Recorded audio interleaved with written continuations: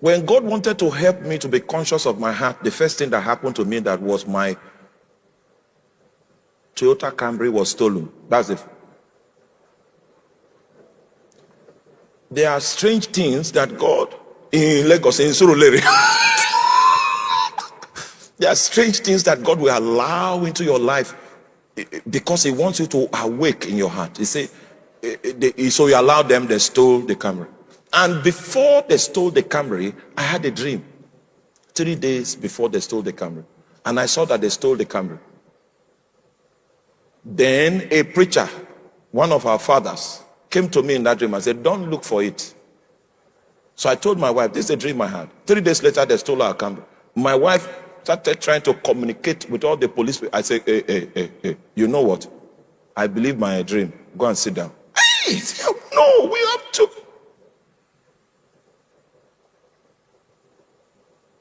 Then I had risen a little in the oil industry and I could buy a car with my monthly salary. I could buy a car. I will still have a lot of more money left for us to survive. And then the great one now came to me and said, you will not buy a car.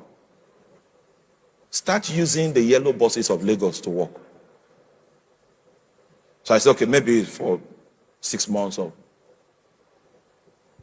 it was for 7 years. Yes. There was no name they did not give me in the office. That I was a Jew. I hop on it. Now I was trying to find out. May the Lord give you understanding. I was trying to find out, okay, I'm here. That was when God will no longer speak to me at home, no matter how I pray. When I just enter the yellow buses, He'll start speaking. He'll start speaking. Sometimes I'm so consumed that I pass the place I'm supposed to drop. Most of the iconic revelations I have preached came from the yellow bus. For 7 years, I began to become acquainted with Him that is in secret. I never knew. There was no way I could be taught to know what I started to experience. That became my power. Oh, to find God now is easy. I know where He is. I know how to check that chamber. I will find Him. I will find Him. I will find Him. So it doesn't matter the storm that comes. I know what I have in that place. I will not allow it to affect it, because that's where my strength is found. It took 7 years of training for me to understand what I'm sharing with you today.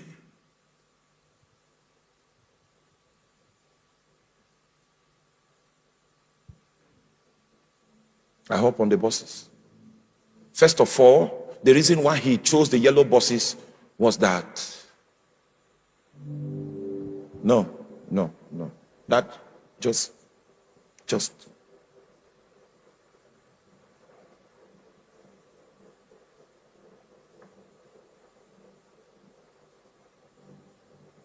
your status in society is a blindfold.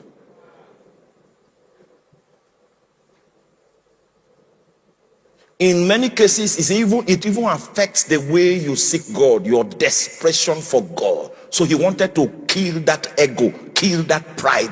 A proud man can never track the movements of God in the secret. So He said, go into the buses.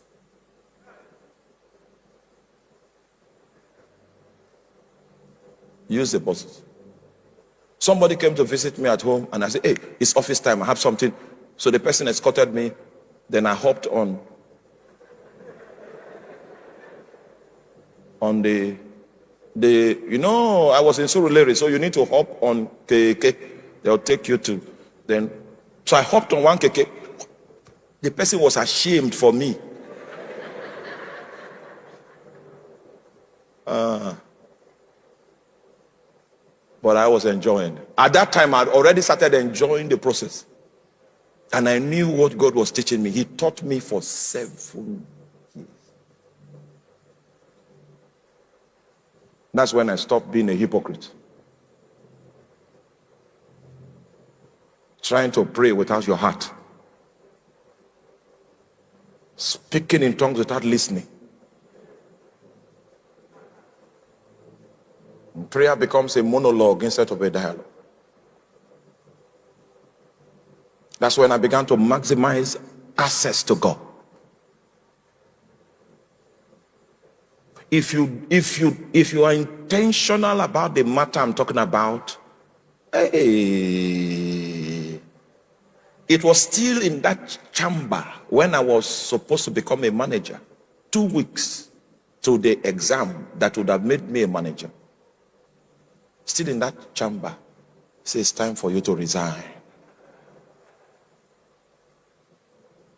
You see, but I practiced it for so long that I know it. Imagine I was at the jetty.